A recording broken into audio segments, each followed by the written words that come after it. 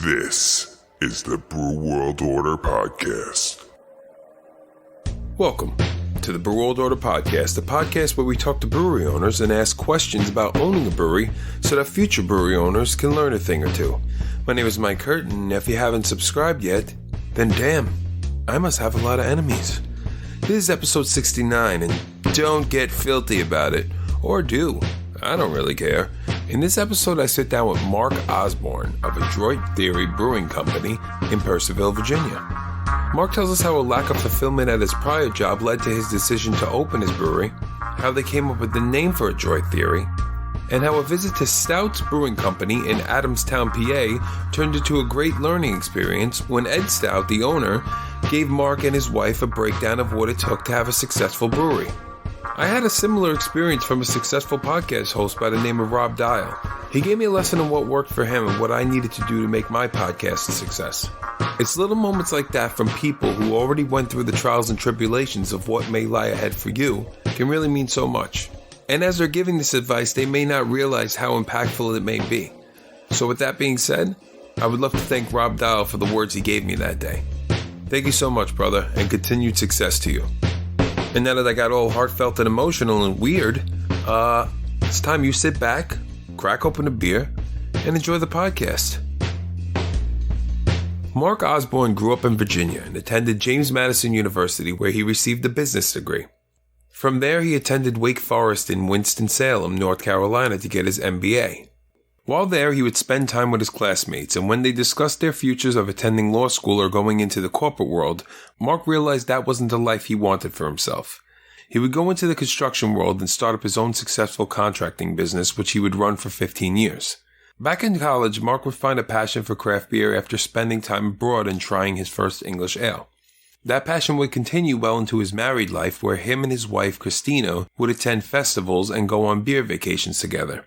Opening a brewery was never something he wanted to do, but as Mark slowly approached his 40th birthday, he realized he wanted a new challenge in life. He got to thinking about what he'd like to do, and drinking beer just happened to be at the top of that list. Mark and his wife decided to start learning about brewing and the brewing industry, as well as attending some classes at Siebel Institute in Chicago. They were still fairly uneducated about this new venture, but decided to dive headfirst into the game. They hired a home brewer, got a half-barrel Sabco system, and rented a space close to their home in 2013. And in January of 2014, they opened their doors as Adroit Brewing Company. And Mark is here with me today. Mark, how's it going, man? Yeah, doing good. How are you? All right, not bad at all. Can you tell me a little bit about that aha moment for you where you finally decided, I want to open a brewery. This is it. Sure. I was 38. And I was running a successful contracting business, and it was a good business, but it wasn't as satiating, both artistically, creatively.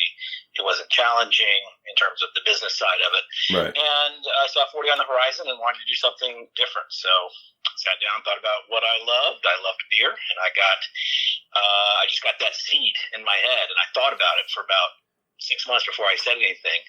And then I told my wife while we were on vacation in Charlottesville, Virginia, she thought it was a fantastic idea that I should pursue further. So, when she gave me the green light is when I got started in earnest and, conceptualizing what the brewery would be and what it was that we were trying to do as a brewery and as a brand.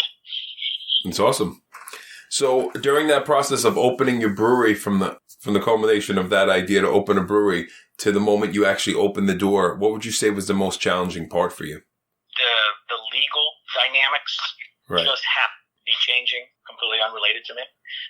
From when I got the idea in Virginia, if you wanted to start a brewery, you either needed to start a brew pub, run a restaurant and sell your beer direct to consumer, or you would start a production brewery where you were not allowed to have a tasting room. Right. So you had 100% of your money from distribution. But about 6 months into the planning, Virginia changed their laws. And Hardywood Brewing, you might be familiar with, they're in Richmond. They were basically the people that were the catalyst to getting the laws changed.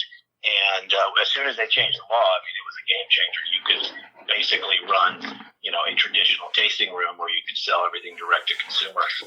So that, I think, was the biggest, thing that happened, because that allowed us to basically pivot and focus more on running a small-scale brewery, but a full-scale tasting room. Gotcha. Where did you come up with the name for your brewery? Because I'm sure people ask that all the time.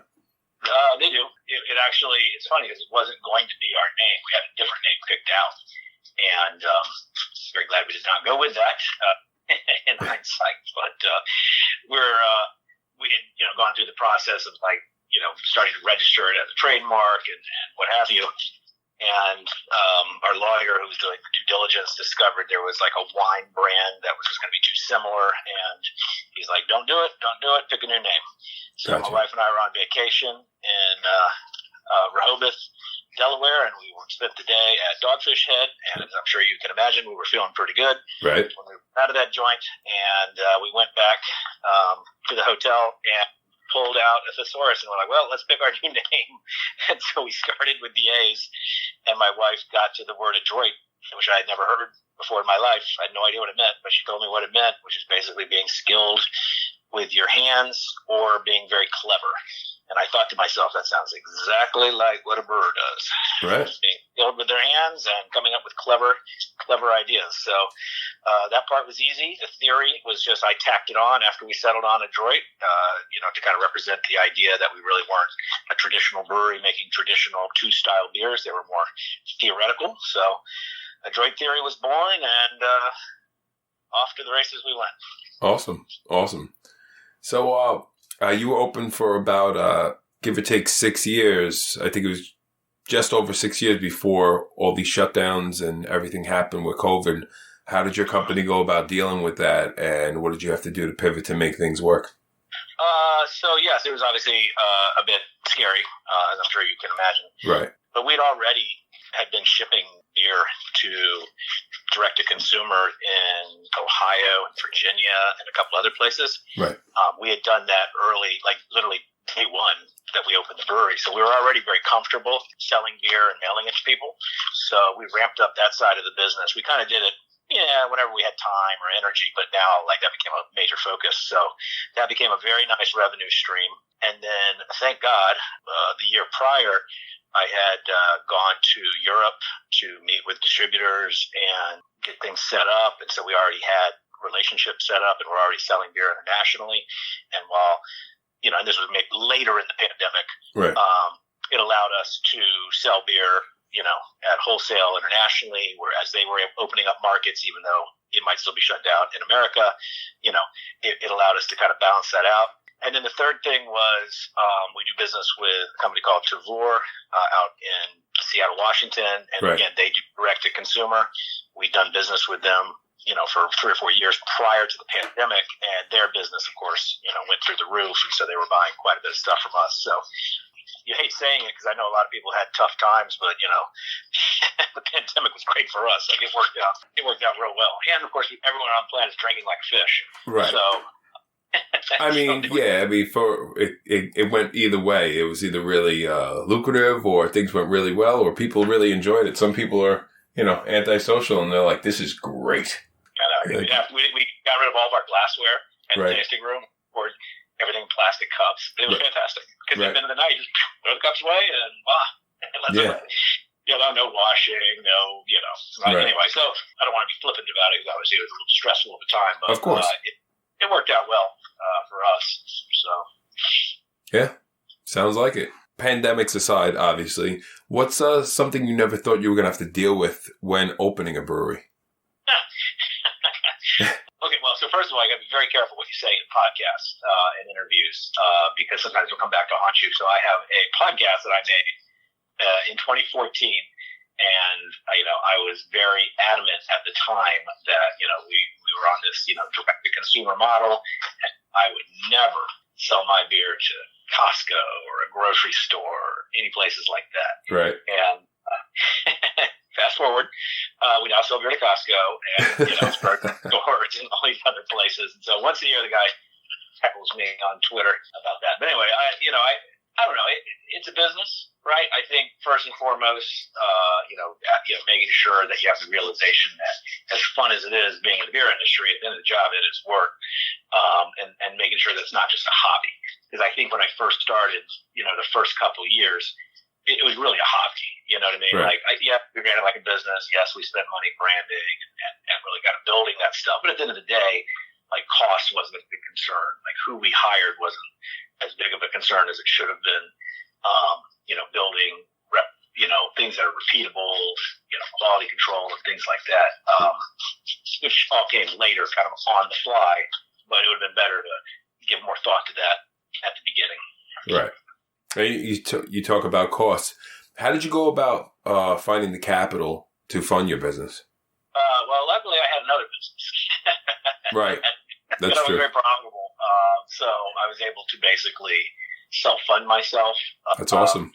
I did eventually get a bank loan to do a little bit of more advanced build-out than what we started with. But, we started the brewery and this was not all like at one time. This is over like a year and a half basis. But, less than $250,000.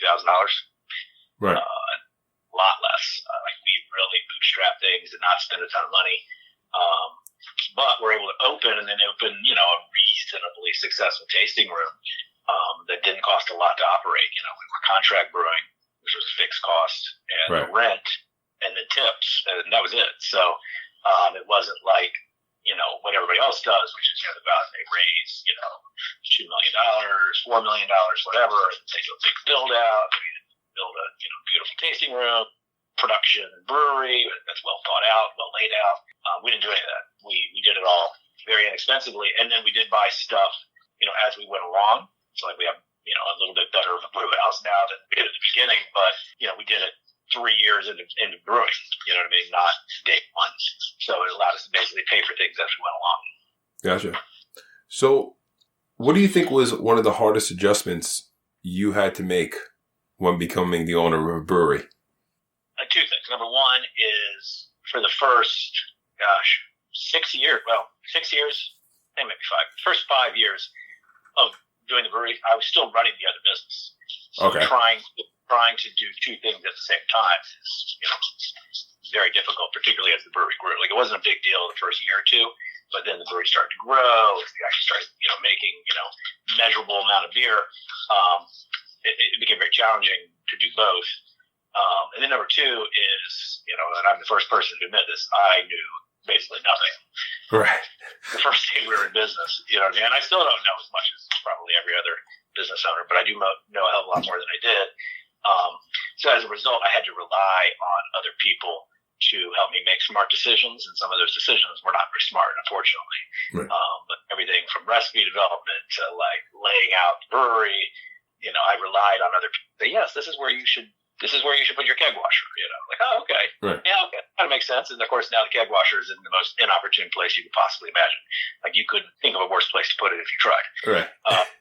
And then again, having to go back and redo things is way more expensive, after things have been installed. Of course. So like floor drain it, like, well, but so now you have to spend the money if you want to move it and fix it. Right. So out of all those things that you've learned, what do you think is the biggest lesson you've learned? There's a lot. I probably would have focused a little bit more on making sure that I had professional level help day one versus, some people that, intended to give you good advice.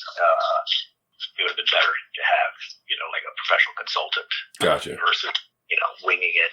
That, and I probably should have focused a little bit more on the recipe side of things. I think day one, by 2017, I was very much involved in, exactly how we were making the beers and how we were making our adjunct projects and what beers were coming out and the seasonality of it and all those types of factors. But from 2014 to 2016, I basically let my brewers make those types of decisions. You know what I mean? And I think once 2017 came around, we had a much stronger focus in terms of what beers we were making and, where did they fit in the portfolio and, is this the best beer we can make versus is this the funnest beer that we can make? You know what I mean? Gotcha. Yeah. What's one of the qualities that you possess that makes you a great business owner? Well, that's predicated on the assumption that I am a great business owner. I do try, give it the old college try, but Right. I mean, I think sometimes, again, I think my strongest suit is on the creative concept side of our business. You know what I mean? Like who is Adroit Theory? What is Adroit Theory? What does it look like? And what does it feel like? Not just from a customer perspective, but to work here, to visit the tasting room, to sample our beer in Japan. Like, how can you build something that transcends you? You know what I mean? Because there's tons of brands where like the founder is, the face of the company. So like Dogfish Head has Sam and Stone has Greg, but Adroit Theory doesn't have anybody. You know what I mean? I stay behind the scenes. Gotcha. So I want to make sure that I can build something that looks and feels and breathes a certain way that has nothing to do with me. So I think that was the biggest thing that I brought to the table, and I think that combined with making high quality beer is what has made us successful. It's definitely not our location. It's definitely not our price point. It's definitely not, the local community getting on board, supporting us. Like, we do a very specific thing, but people all over the world who are into what we're doing seem to appreciate it. So I do think that was a big thing that I brought to the table. Right. When you talk about people like Sam from Dogfish, and there's obviously big names for the faces of these companies, who do you think's inspired you the most in the beer industry? I mean, I don't have a personal relationship with any of these people, although Right. Sam always waves. Is very friendly when we see him at festivals. But Right. In terms of like breweries that we respect and like try to emulate, I mean, my personal favorite brewery of all time is Firestone Walker, and I think one day we could hope to do something even similar to them would be a huge achievement for us.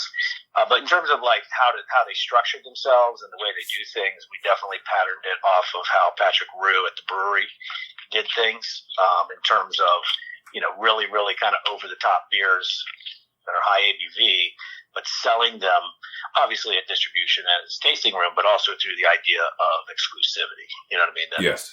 Clubs and rare limited editions and, 1 of 100, those types of things was a huge inspiration in terms of, how we wanted to sell our beer. We're not that interested in selling 1,000 cases of beer. We'd rather sell 100 cases of beer at a very high price point to the right people. That's a great thing, man. I love that idea too. I believe it was them that I signed up with, and it was like, yeah, we're closed down for now, but try next time. Yeah, exactly, right? Yeah. The velvet rope outside the nightclub. Yeah, right. So, I mean, you want to get in so bad. I'm waiting. I'm waiting for that email, Yeah, exactly. You got to jump on it when you do. Yeah, absolutely. I mean, they're excellent. I mean, they're masters at it. Absolutely. If we can do 10% of what they can do, I think that would be successful. But I think that's just a very, very clever model. Another company that I think that not as much of an influence, but somebody that I think is very interesting is Omnipolo.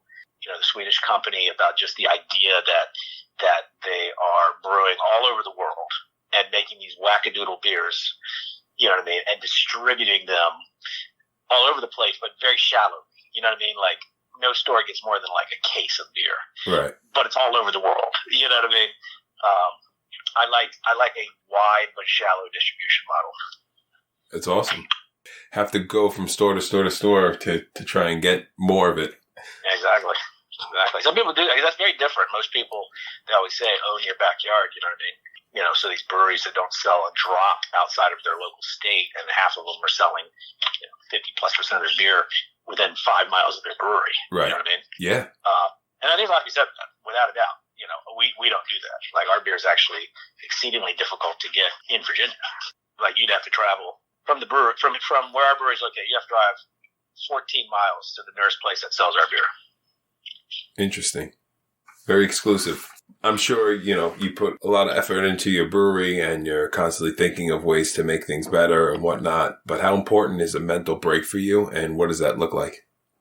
Well, pre-pandemic, it was pretty simple. Right. In my other business, I used to take off basically like 6 weeks in a row. Like we'd leave in January and come back at the end of February, recharged and ready to, kick ass for the next year. Right. A little bit more difficult because brewery is, there's some seasonality to it, but it's nothing like the seasonality of my other business. So that part has been a little bit difficult. And as I'm sure you can imagine, all of our air quotes vacation end up turning into a air quotes workcation. So like we'll get invited to a festival. We'll be like, well, let's go to the festival. Spend an extra 2 or 3 days, Right. In that city or whatever it is. Unfortunately, for the last 3 years, that's basically been it. It's been very difficult to have downtime. But hopefully 2022 is the year. We'll see. Right. How do you define success? And was there a moment that sticks out in your head that kind of highlights like things were going in the right direction for you? I mean, I think we're reasonably successful. I don't think we're like successful. Like, woohoo! I have Right. no worries. I have working on the grind every single day and trying to make it better every single day. I do look at a multitude of things. One, obviously, is profitability in the company, revenue, those types of traditional metrics as well. And things are reasonably moving in the right direction. I do look at Untapped scores, which I know is not the Bible or the gospel, but Right. making sure that scores are consistent. Because I do think with a big enough data pool, it evens itself out and actually is a pretty reasonable representation of what people thought. And make sure that our scores are, improving as we move along and that, things are trending in the right direction. I also did look at, how prestigious of events do we get invited to. And, as of late, we've actually been getting invited to things that I'm like, wow, this is fantastic. Like I've been waiting for this for Right. a long time. And then you finally get the invite. So like we're pouring at the brewery's anniversary party. It's like, woo, that's exciting to me. Like to me, that's successful. We're going to the Meat Keller event in Denmark. And That's awesome. Again, they're very picky about who they send. For us, that is definitely, one of the many things that, just makes it feel like, you're moving in the right direction. Right. Yeah, for sure. What do you think's been the biggest change in the last 5 years in the industry for you? When we started the brewery, with the exception of, Heady Topper, hazies weren't really a thing. Ginormous shift away from West Coast to that, and then all of the, sweet beers, whether you call them pastry stouts or, fruity sours or whatever. I mean, those I think were big, like consumer-driven shifts. I think potential swinging back in the opposite direction, but, trying to make sure you're on tune with what people are interested in is very important. And then, I think as of late, to be frank with you, I do think, I'm not terribly worried about what we're doing in that it's very niche. You do wonder, is the excitement level for craft brewing waning as, there's so many new breweries and so many places that sell craft beer and so many events are there enough customers to support that? Right. Long term. So a little concerned about that. Luckily, we're very niche and very small and focused, but these other places that have these big, huge, expensive tasting rooms, big production facilities, I do wonder if they're going to be sitting idle here sooner than later. Gotcha. Yeah. I think you might have mentioned it before, but what was your gateway beer into the craft beer world? Is there a specific one that stands out when you were like, oh, I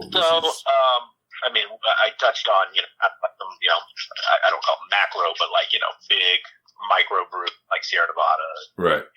Fish, people like that. But really, I'd say the one that stuck with me the most is there's a brewery in Pennsylvania, in Adamstown, Pennsylvania, called Stouts Brewing. Okay. Carol and Ed Stout are the owner. They make German style beers. They're very nice beers. But when my wife and I were just getting to the point where we're going to start planning the brewery, we went and visited them, and we were at the bar, enjoying their beers, and we sat down, and we didn't know it, but the owner, Ed Stout, was sitting right next to us, and so we're like, we're going to start a brewery, blah blah blah. I'm sure he's heard that a million times, but he gave us this half an hour lecture where we didn't say a word. He just talked the whole time about how you have to drink beer fresh, and it has to be local, and you can't do things other than make fresh, high quality beer and, do it in the traditional German standards. But for like 30 minutes, this, tirade, if you will, just about it. But I remember just sitting there drinking his beer. He had one called Smooth Operator. Right. It was like this Maibach hybrid thing that he'd made. And anyways, that was definitely something that, it was early on. This is like, probably 12 years, like 11 years ago. But, the idea of this high-quality beer, drinking it with him was something that definitely stuck with me to this day. That's awesome, man. Yeah, getting a little lesson from one of the pros is awesome. Yeah, exactly. And what's next for your brewery? What does the future look like? We decided in the last 3 months that we're not moving. There was a possibility that we might, because our landlord was selling the building. We wanted to purchase it. Unfortunately, we could not come to an agreement on the price. So a new owner moved in, so I have a new landlord. So we'll be here for at least the next 4.5 years. Okay. So that's settled. Okay. And then, we're going to continue the big – this is going to be shocking because I probably should have mentioned this at the beginning. So up until literally 3 months ago, like we didn't have any flagship beers. Like we did not make the same beer twice. Right. We would revisit beers from time to time, but it might be a year or 2 or 3 years in between. And by the time we got around to redoing it, oftentimes we were rewriting the recipe, revamping the recipe to bring it in line with, things that we had learned in the interim period. But for us, we decided, I figured after 8 years being in business, maybe we should have a couple of beers that people could count on getting from us. So right. In January, we launched 4 beers that we were going to attempt to have on draft, if not 100% of the time, the vast majority of time, with, not huge, structural changes from one iteration to the next. So that was well received. Still making tons and tons of, new beers every single week, every single month, but, a focus on delivering some quality beers that people have loved on a regular basis is a huge change for us. So I see more of that in the future versus less. Very cool. And if somebody came to you and asked you for advice on opening their own brewery, what would you tell them? Well, I'd say, do you have a small fortune? And they'd say, you've heard that wine joke.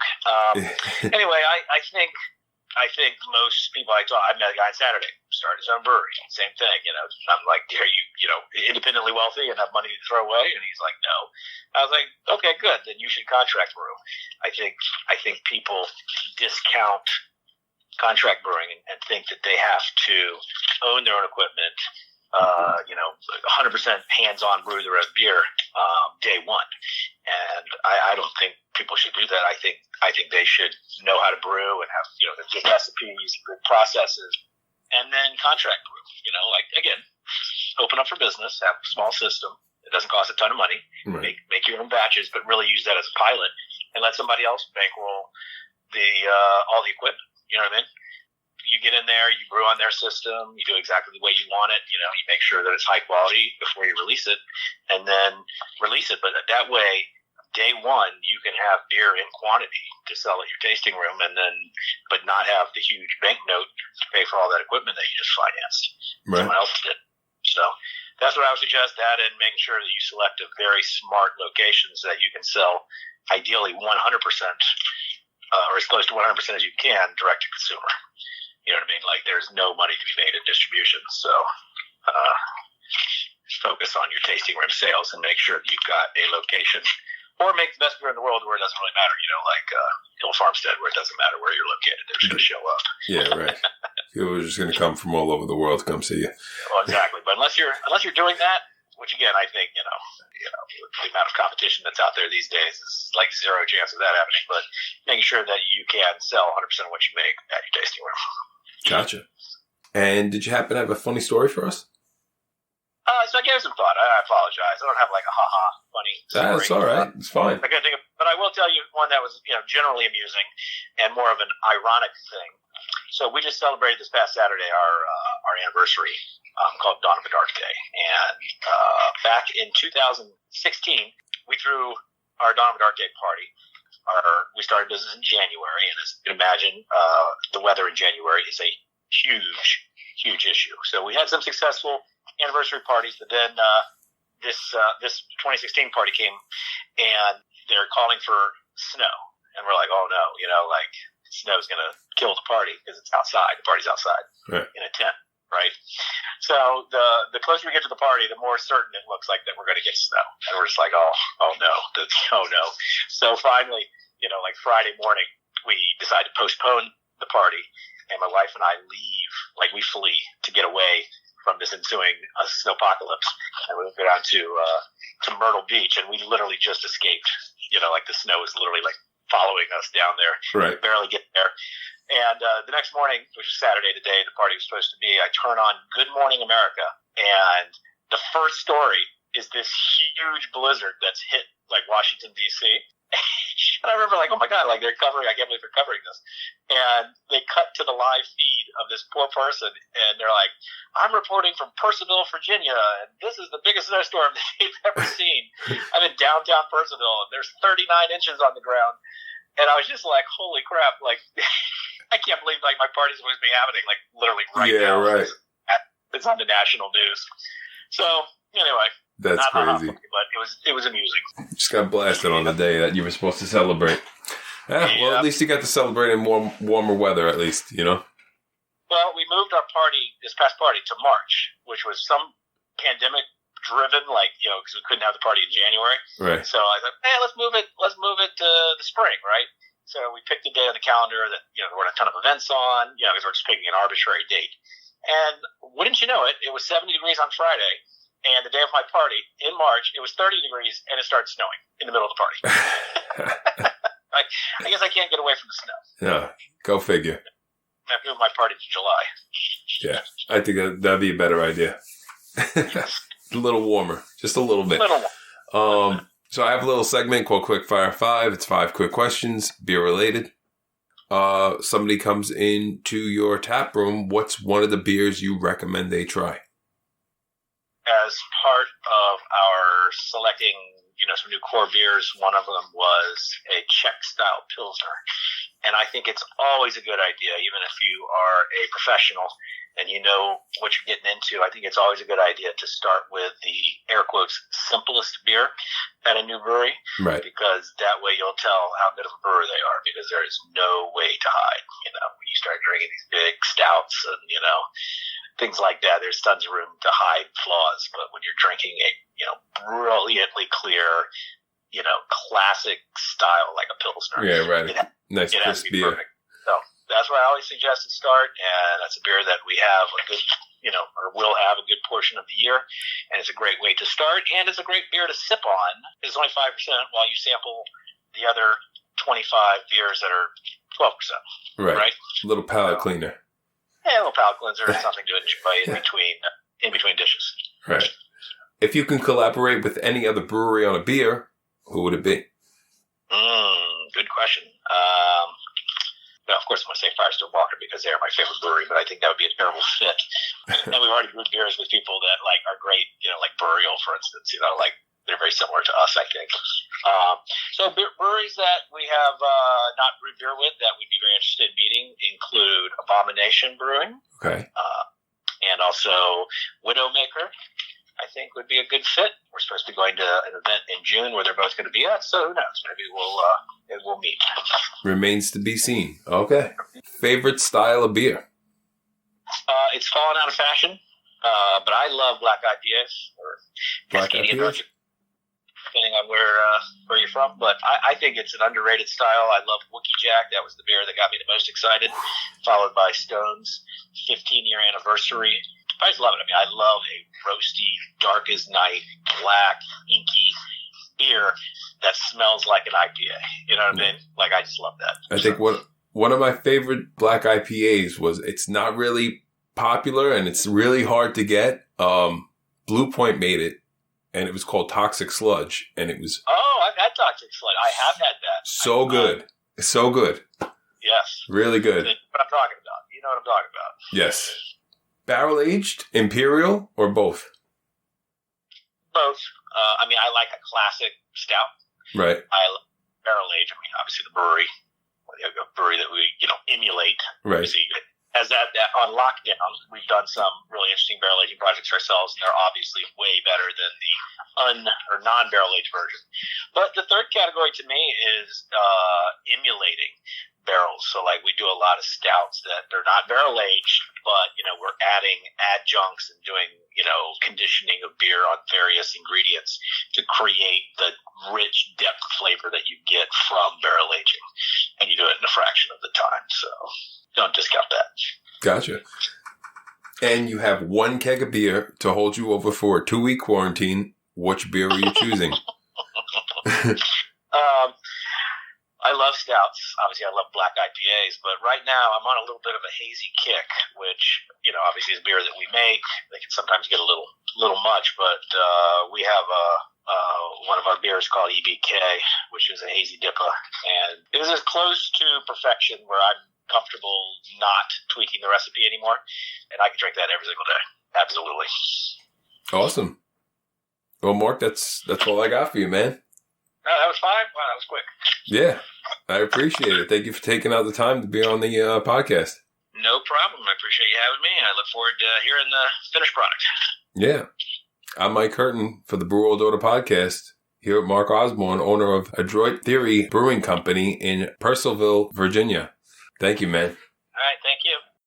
Hey guys, thank you so much for listening to my interview with Mark Osborne, owner of Adroit Theory Brewing Company in Purcellville, Virginia. Whether you're passing through, you live in the area, just visiting a friend nearby, you should definitely check them out, especially if you like high alcohol beers with amazing flavor. Also, give them a follow on social media while you're at it to find out what they're brewing. Every other Sunday, I'll be releasing a new episode, so subscribe and you'll never miss one. Also, give us a follow on social media because there's a lot of new stuff coming from the Brew World Order podcast that you should be checking out. Trust me on this one. I'm Mike Curtin for the Brew World Order podcast. You stay safe out there.